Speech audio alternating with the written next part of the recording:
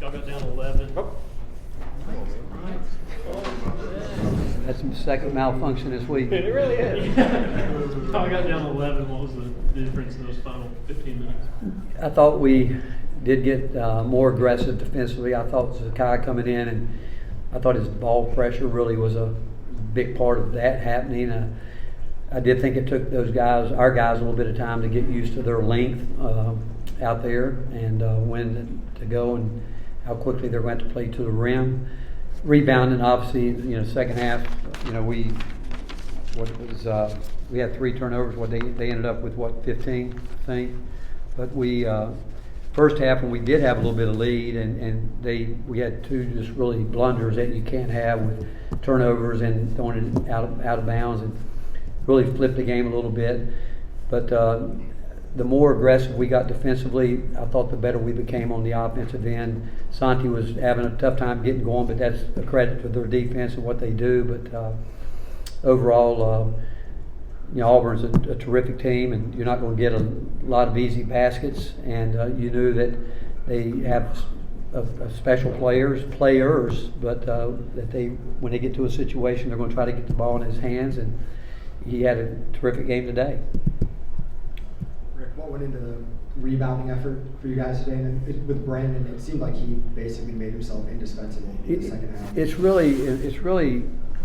You never know when the light comes on for someone. You hope it could happen like that, but it very seldom does.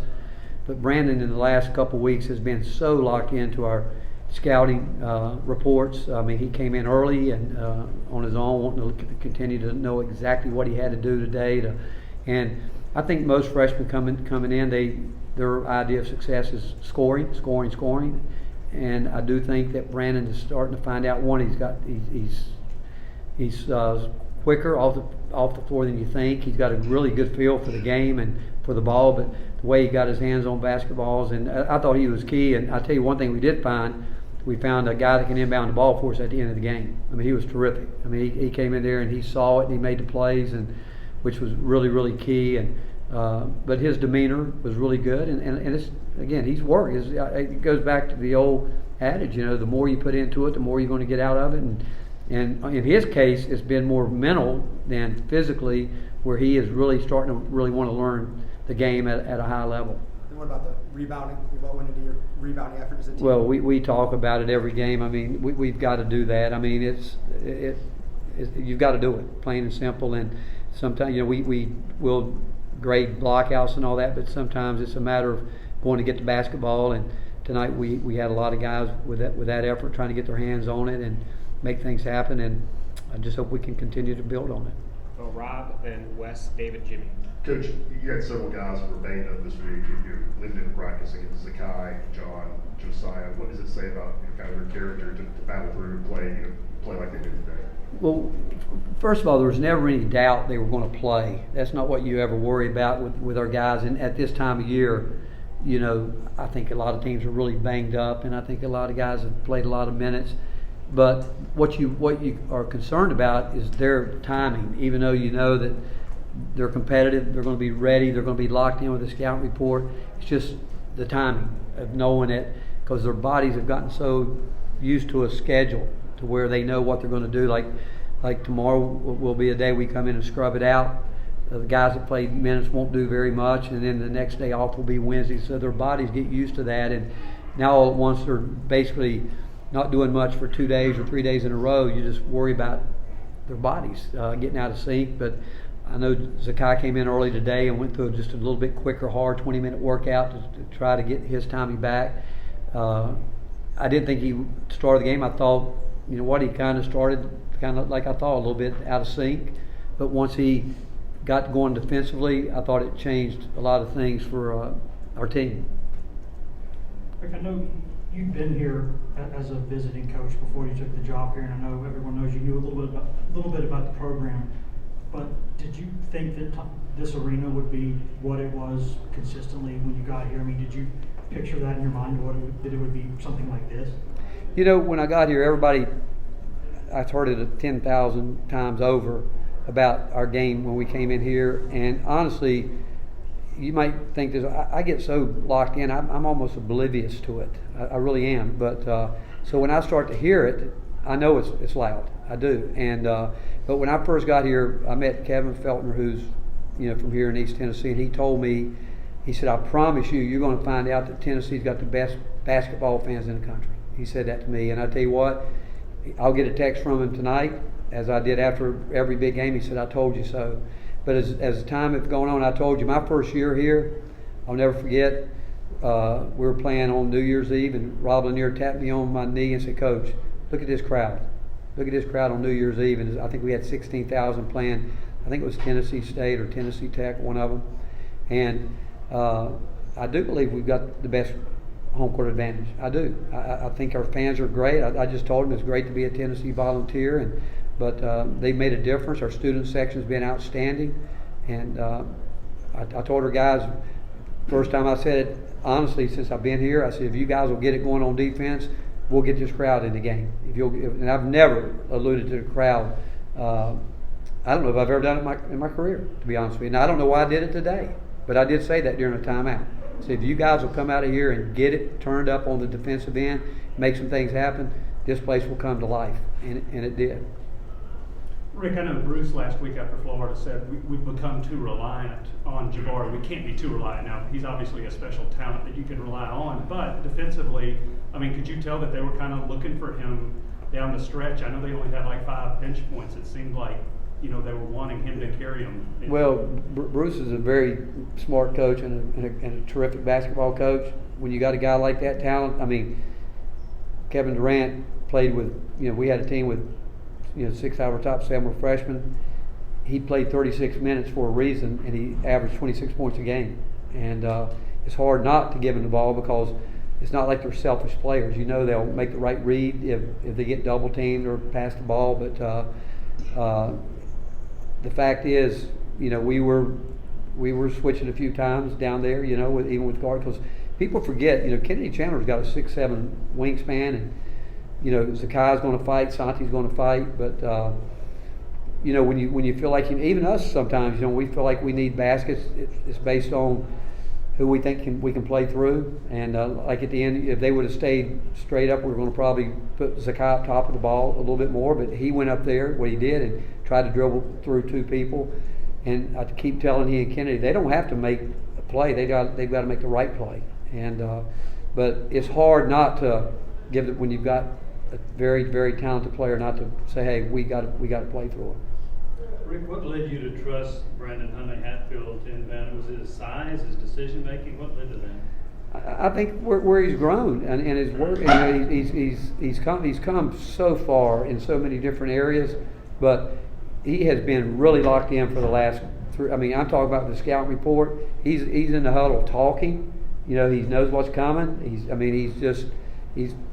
You can ask him. I can just tell you he is.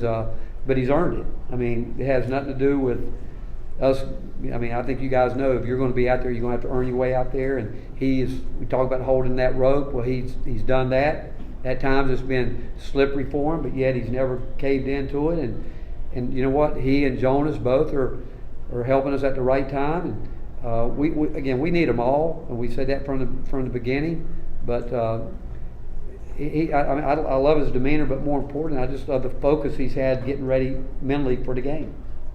And he hit a 3, had a chance to shoot another one, didn't. I think that's all maturity. I think he's starting to get a great feel for what we have to do and how we all have to be together as a team. And but he's got so many great days ahead of him, and he's going to continue to keep working and get himself in elite shape, and he'll become the player that I think everybody knows he can be. Ben, then Karthik. Rick, how do you feel like you all did defending Walker Kessler and just kind of what went into maybe limiting him some at times? Well, I don't know if we limited him. We were trying to play our defense principles, and we adjusted a little bit on the ball screen at the end of the game, going a little bit more to a drop catch and having our guards fight over it so we could take away the role where we didn't have to tag quite as much on the backside for those skip passes. But again, the credit goes to the guys. I mean, they know how hard. They've got great respect for what Auburn does and how they play and the year they've had. Just like we know we got to do that every night that we go out. And they knew it would be hard, and I told them before the game, how are we going to be when it's not going our way? And it certainly, we turned it over twice, and I think we had a 4 or 5 point lead, gave them some momentum, finished out the half okay, but when it wasn't going great, we finally got things turned around, more like we are, but it was done by, I thought Zakai's ball pressure was huge, and I thought it was really using, and obviously we started making some shots. I mean, making shots is a big part of this game, as you all know, and we had some early that we coulda, shoulda, maybe, but that's part of the game. But when we needed some, we made some shots. Coach, you had several plays running to the student section. Urosh is running around. John Fulkerson's directing Rocky Top over by the band. Just how fun is it for you to watch your team celebrate a top 10? Well, I don't. I walk off the court, and I don't. I mean, I get there. The last thing I said to them when I got through with them, hey, we got to go to enjoy this real quick. We got to go to Georgia Tuesday night. I think it's their appreciation for our fan base and our students. I think they're students, they're college kids. I get it, I get it, and winning is so hard. And I probably am not one of the best at enjoying winning, because my mind quickly gets on to what's next. But for them, I'm glad. I want them to enjoy winning, because it's hard to come by. And when you do win, I don't want them to do anything stupid. I don't want them to ever disrespect any opponent. I want them to show humility. I want them to be classy, but I do want them to enjoy it. I just don't want them to ever do something that their moms and dads and family wouldn't be proud of. And obviously our university, because, but it's part of being where we are today, and they should enjoy it. They just won a game against an outstanding basketball team. Rick, you didn't seem to be a big fan of the overrated chants. Is that a long-standing feeling, or just something you were feeling? A long-standing feeling. I mean, I've never understood that. I mean, you just have a great quality win over a team that, first of all, that is not underrated, and your fans are acting like you beat nobody. Well, we did. We just beat a top 5 team, and so one, they're not overrated, and two, to me, it diminishes that you just won a great game against an outstanding basketball team. And I've never understood it. I never have. I mean, wherever I've been, when they start doing that, I'm like, stop. I mean, give us credit. Give us credit. Don't demean what we just did. We just beat an outstanding basketball team. And I've thought that my entire career. And I've never enjoyed it when fans do that, or because, again, our guys worked too hard, like I said, and won a game against an outstanding team today. What's going through your head when Kennedy's shot at the end finally falls and he stops running around a little bit? I knew we were going to have to score again. I knew that. I did. I knew we were going to have to do that. I would have felt a lot better. We make our free throws and then getting the ball in bounds. I mean, he could run the baseline. And we keep telling him that he made that tough pass to Santi, but he could have ran it over there. But that's, again, areas. And we believe it or not, we spent a lot of time this week, and we have the last 2 weeks working on special situations, and we've got to do a better job. And certainly they are athletic and can put a quick trap on you, but we're going to have to continue to get better in that area. Thank you, Coach. All right, thank you guys.